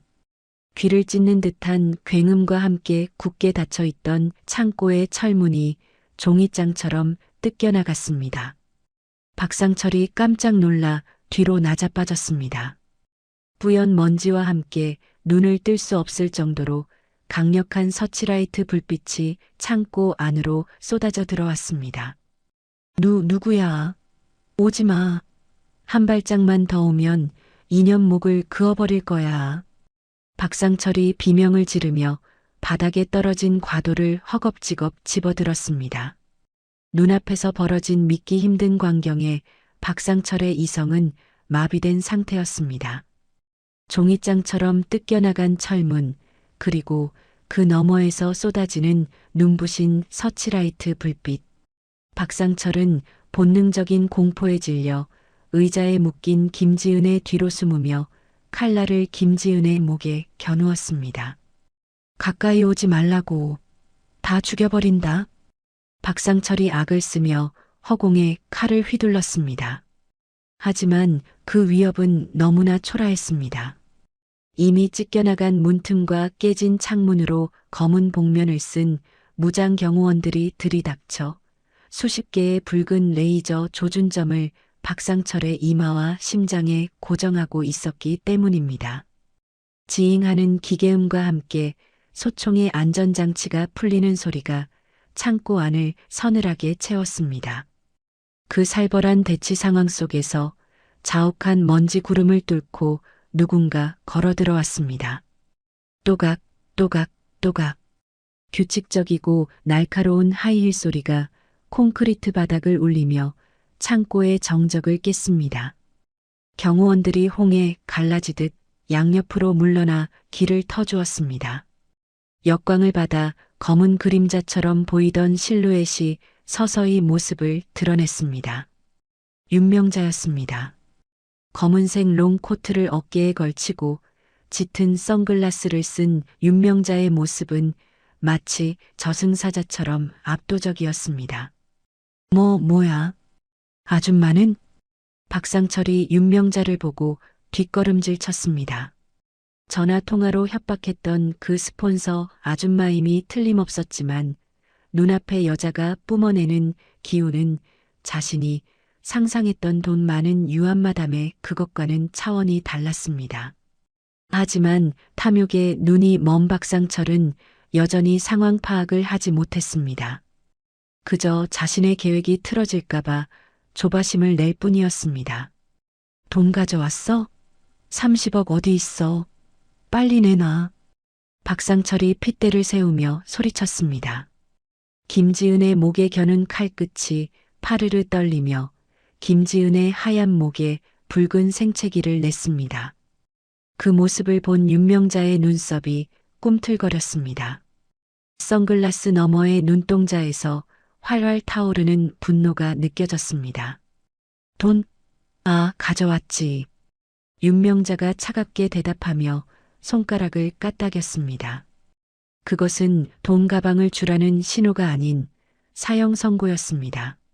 슈퍼? 어디선가 날아온 테이저건의 정극이 박상철의 어깨에 정확히 박혔습니다. 동시에 어둠 속에 매복해 있던 경호원 2명이 표범처럼 날아올랐습니다. 아! 박상철이 비명을 지를 새도 없이 팔이 꺾이고 바닥에 처박혔습니다. 경호원들이 박상철의 손목을 군화발로 지시겨 칼을 떨어뜨렸습니다.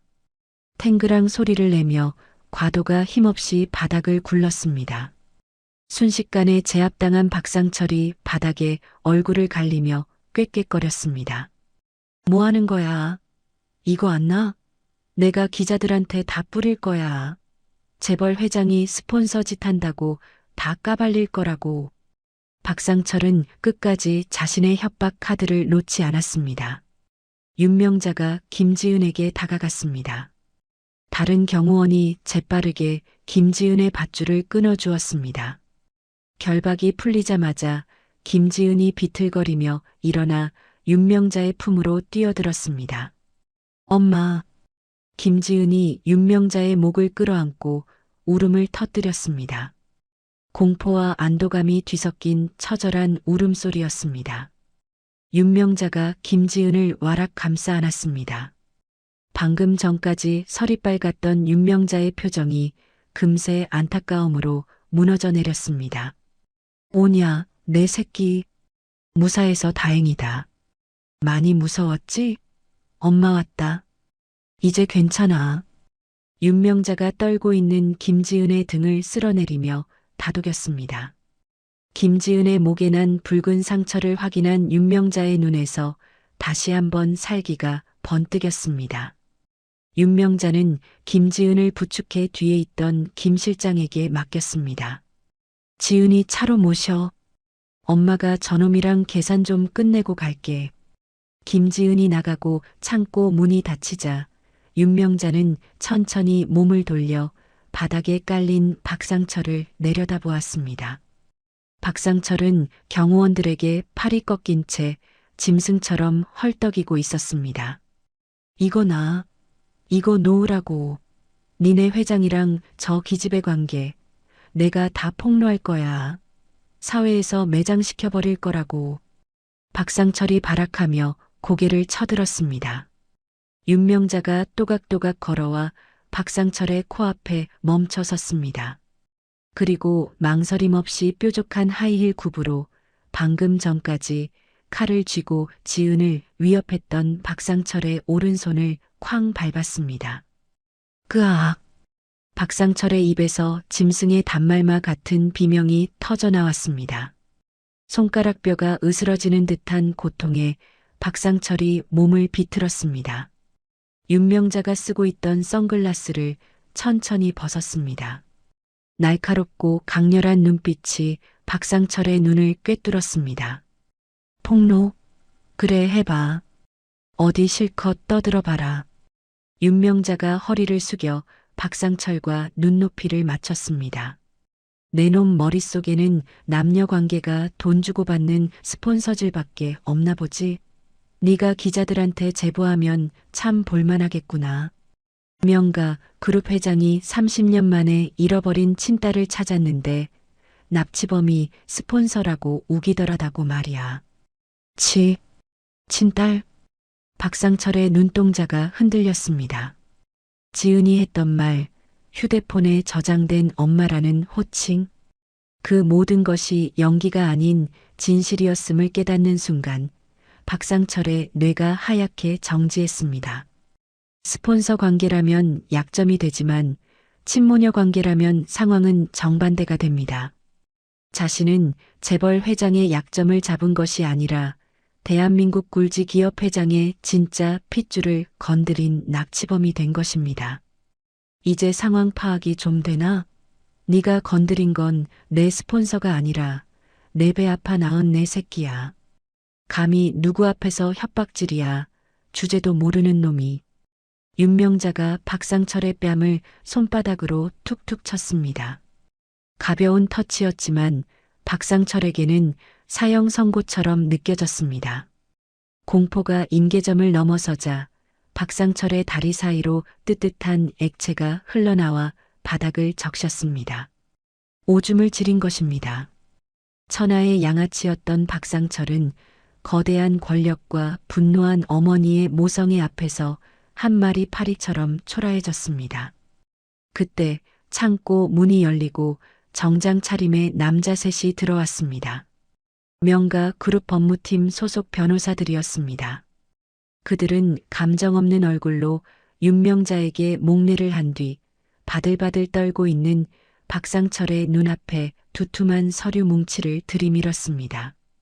박상철 씨, 특수감금 협박, 상해, 공갈미수, 상습 도박, 대부업법 위반, 그리고 지은 양명의 도용에 의한 사문서 위조 및 동행사.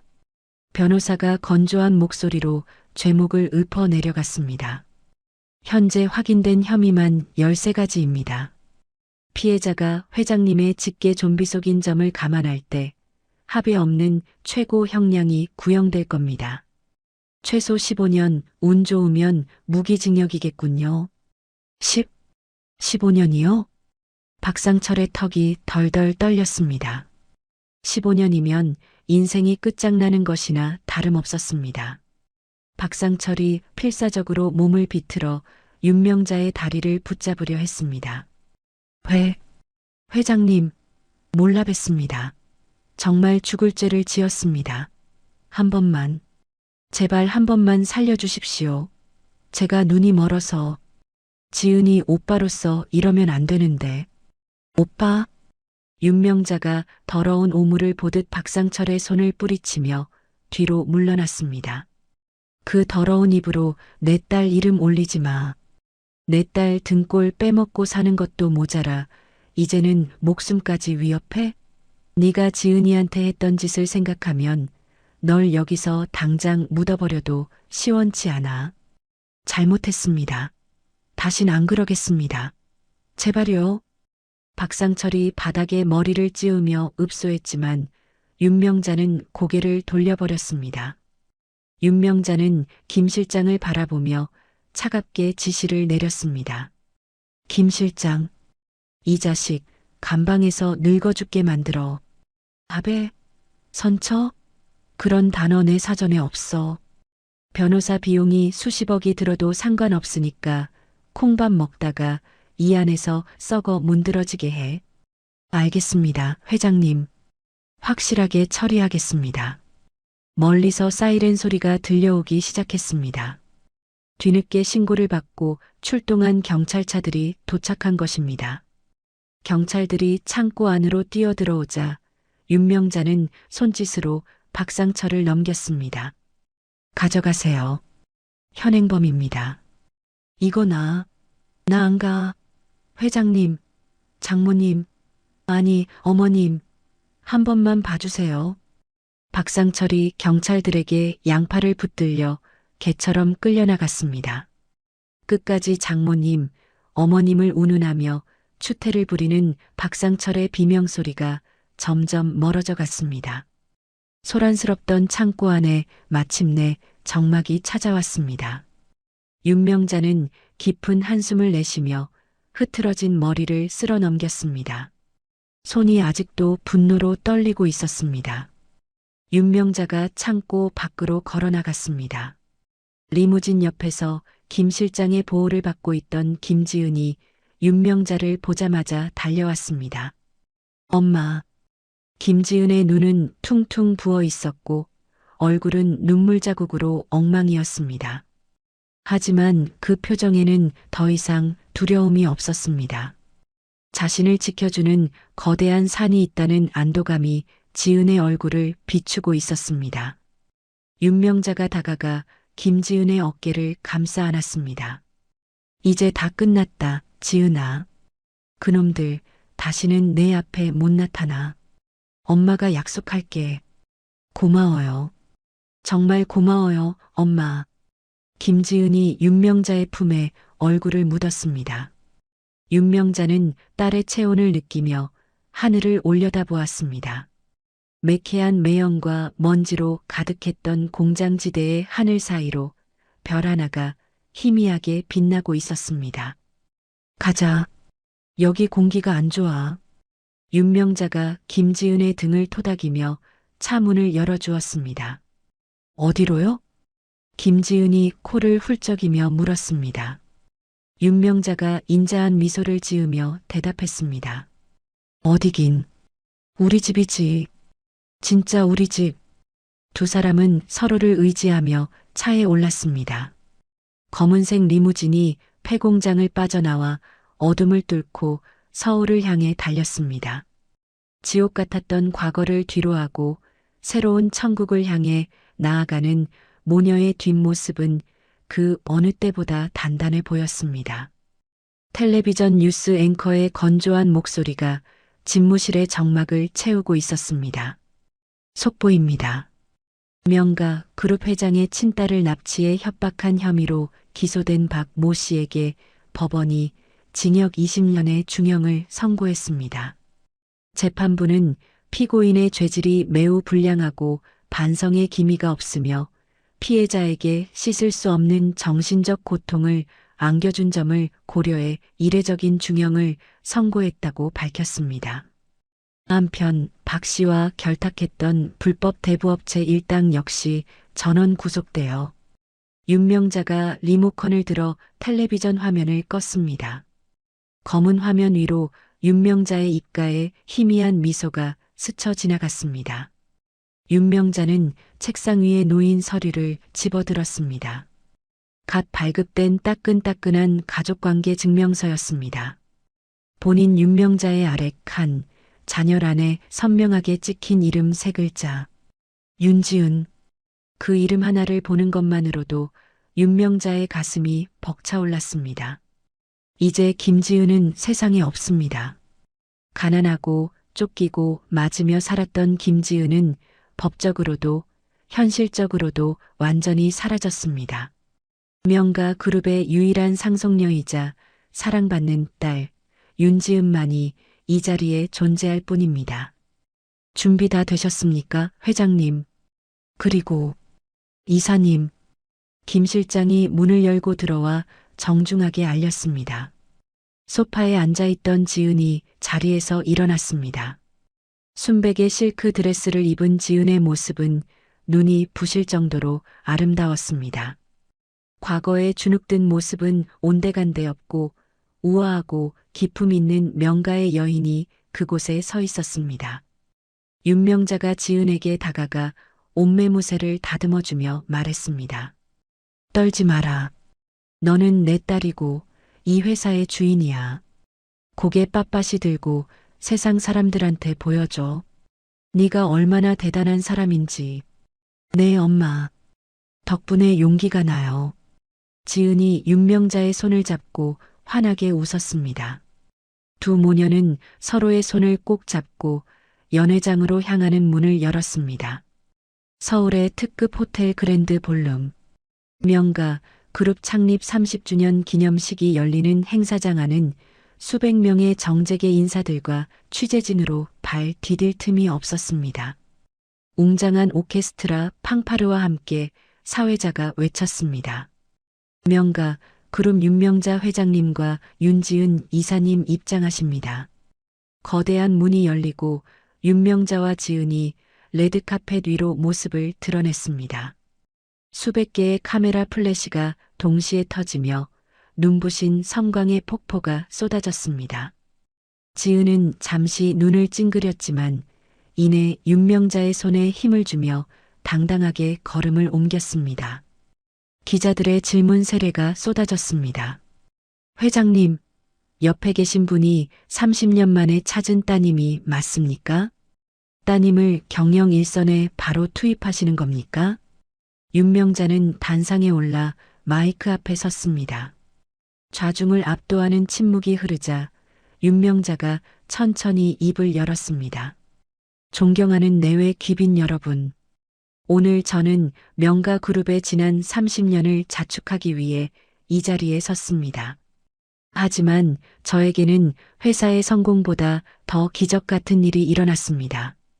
윤명자가 옆에 서 있는 지은을 꿀 떨어지는 눈빛으로 바라보았습니다. 제 잃어버린 생명, 제 심장의 반쪽인 딸을 찾았습니다. 그동안 수많은 시련이 있었지만 그 모든 것은 오늘 이 순간을 위한 과정이었습니다. 이제 저는 제 딸 윤지은 이사에게 명가의 새로운 30년을 맡기려 합니다.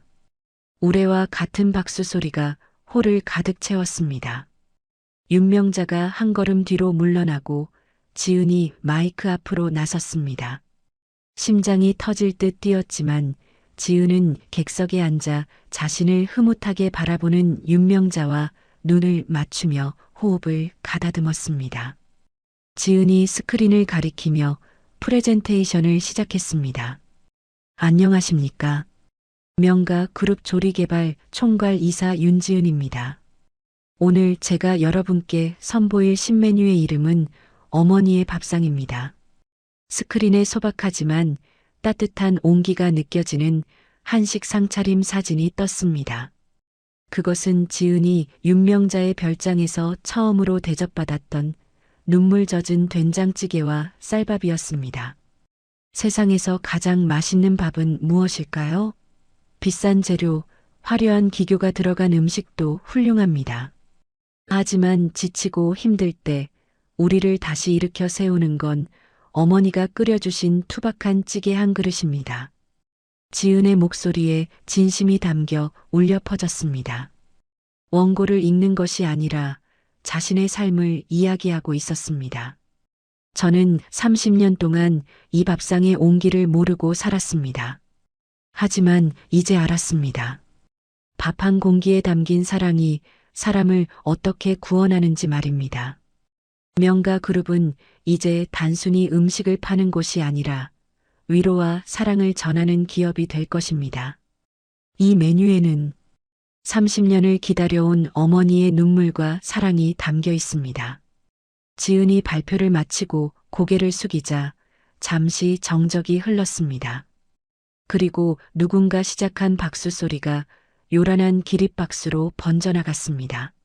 내빈들은 지은의 진정성에 감동하여 눈시울을 붉혔습니다. 단상 뒤에서 지은을 지켜보던 윤명자 역시 손수건으로 벅찬 눈물을 훔쳤습니다.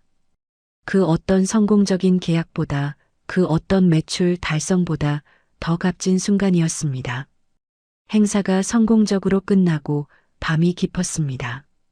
윤명자와 지은은 명가타워 최상층 펜트하우스의 야외 테라스에 서 있었습니다. 발 아래로는 서울의 화려한 야경이 보석처럼 반짝이고 있었고 시원한 밤바람이 두 사람의 머리카락을 기분 좋게 간지럽혔습니다.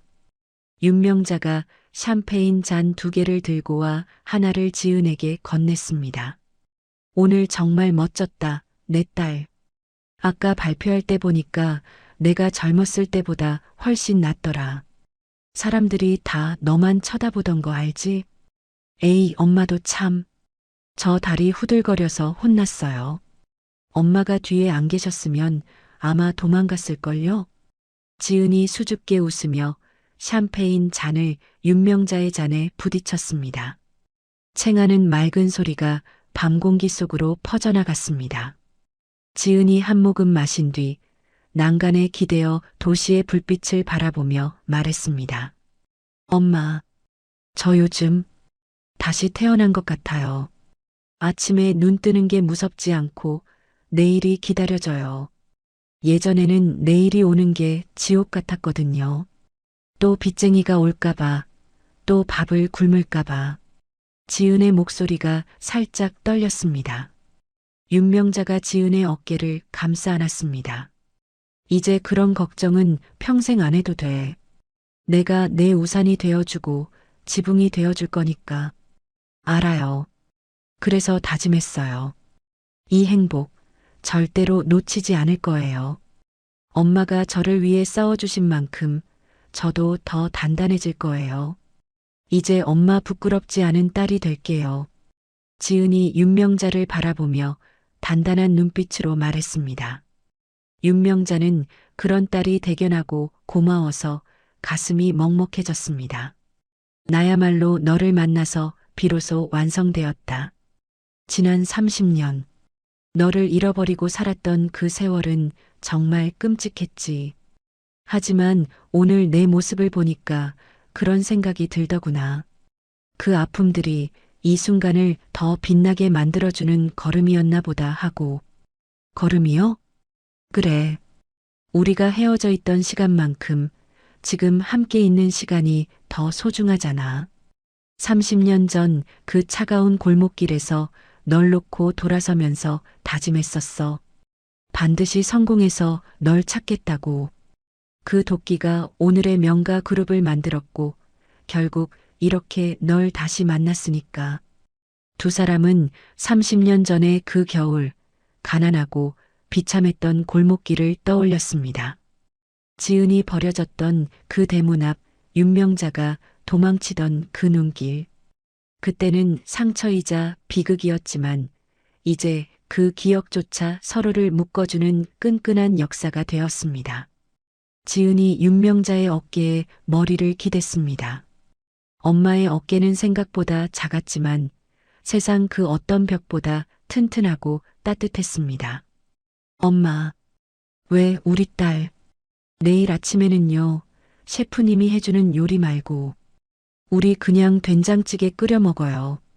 엄마가 해준 거요. 그게 제일 맛있어요. 지은의 소박한 제안에 윤명자가 소리내어 웃었습니다. 천하의 명가 그룹 이사님이 고작 된장찌개를 찾다니 영락없는 제 딸이었습니다. 그래, 그러자. 두부 많이 넣고 청양고추 썰어 넣어서 칼칼하게. 어때? 완전 좋아요. 제가 옆에서 두부 썰게요. 손 다치니까 넌 그냥 숟가락만 얹어. 엄마가 다 해줄게. 화려한 도시의 불빛 속에서 두 모녀의 소소하고 행복한 대화가 이어졌습니다. 더 이상 바랄 것이 없는 완벽한 밤이었습니다. 30년을 돌아 다시 만난 인연은 이제 다시는 끊어지지 않을 단단한 매듭이 되어 서로를 지탱하고 있었습니다. 30년 전 차가운 골목길에서 시작된 윤 회장과 지은 양의 긴 여정이 화려한 서울의 야경 속에서 따뜻한 마침표를 찍었습니다. 딸을 버렸다는 죄책감으로 평생을 채찍질해온 어머니와 모진 가난과 폭력 속에서도 바르게 자라준 딸. 두 사람이 서로를 부둥켜 안고 흘린 눈물은 그 어떤 보석보다 빛나는 것이었습니다.